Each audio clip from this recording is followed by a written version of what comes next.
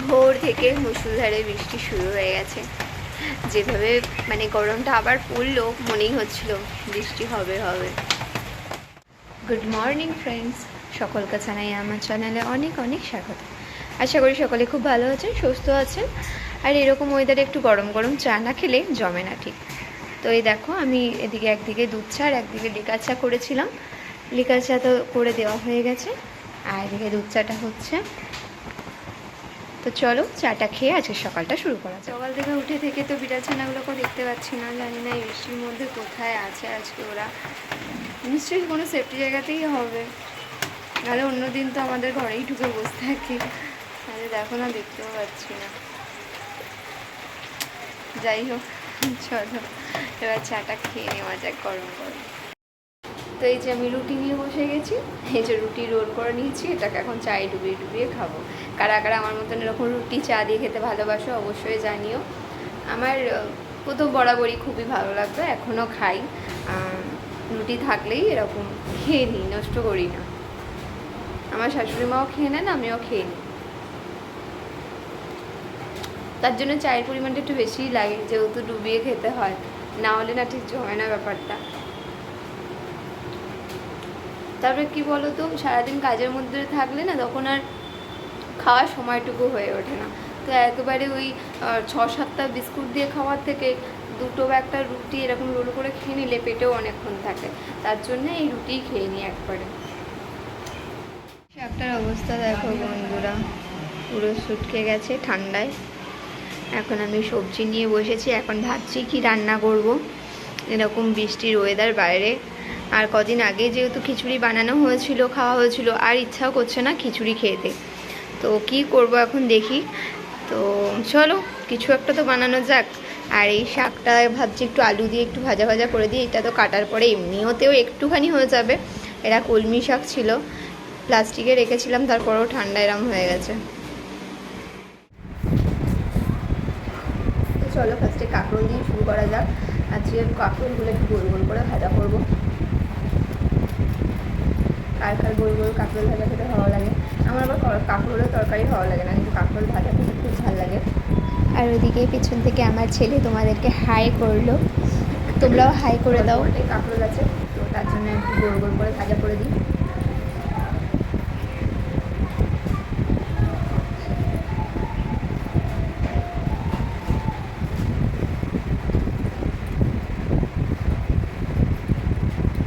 আর বাইরে এখনো বৃষ্টি পড়েই যাচ্ছে, জানি না কতক্ষণ পড়বে।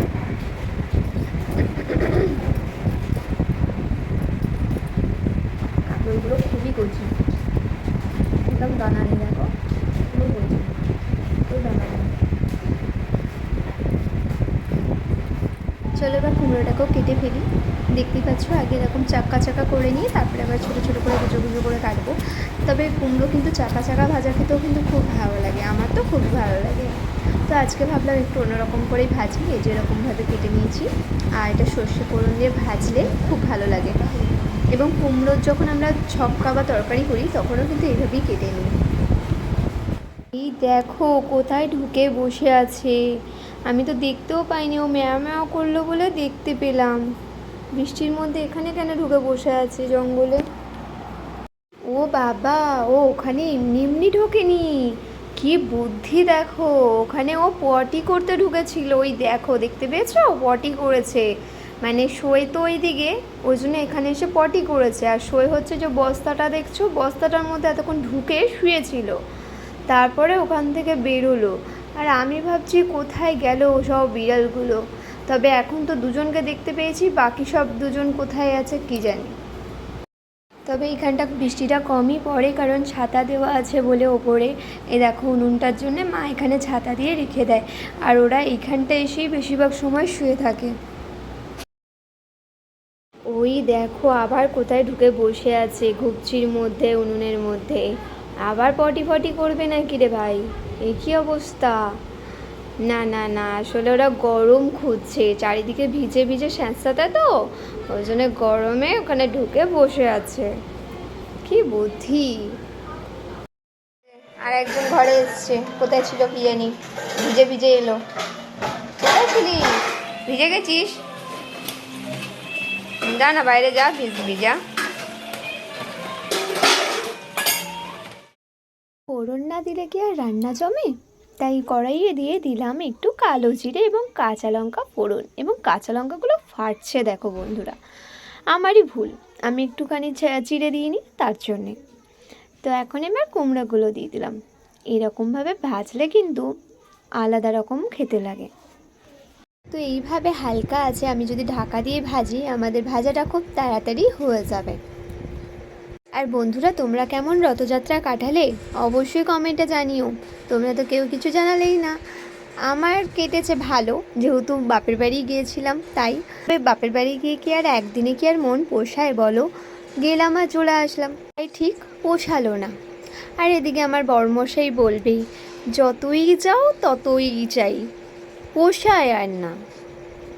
তোমাদের সাথে কথা বলতে বলতে নুন হলুদটা দিতে একটু লেট হয়ে গেল, তো এখন আমি দিয়ে দিলাম নুন হলুদটা, দিয়ে আবারও খানিকক্ষণ ভেজে নিলে আমাদের কিন্তু কুমড়ো ভাজা রেডি হয়ে যাবে। কাঁকরোল ভেজে নেওয়া যাক। তো আমি কড়াইতে তেল দিয়ে কাঁকরোলগুলো ছেড়ে দিলাম, এবার দিয়ে দেবো নুন হলুদ। তোমরা চাইলে নুন হলুদ মাখিয়েও দিতে পারো।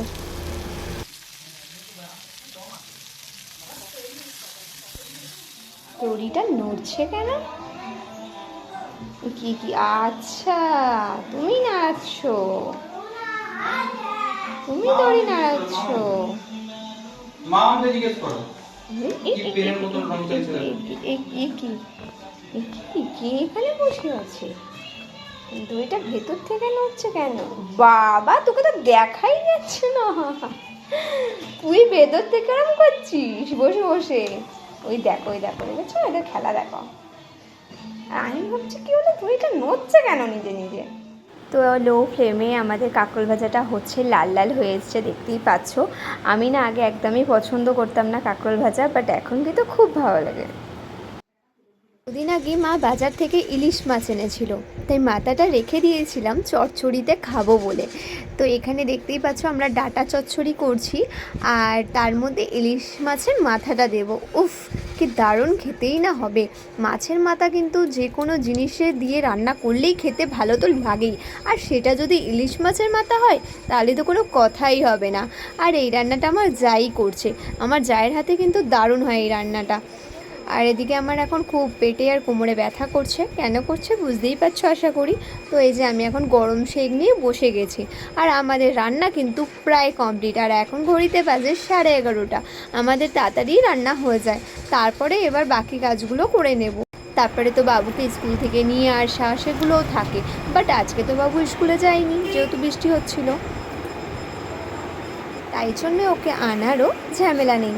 তো চলো বন্ধুরা, আজকে ব্লগটা এখানে শেষ করছি, টাটা। হ্যাঁ, যাওয়ার আগে কিন্তু ভিডিওটা লাইক করতে ভুলো না।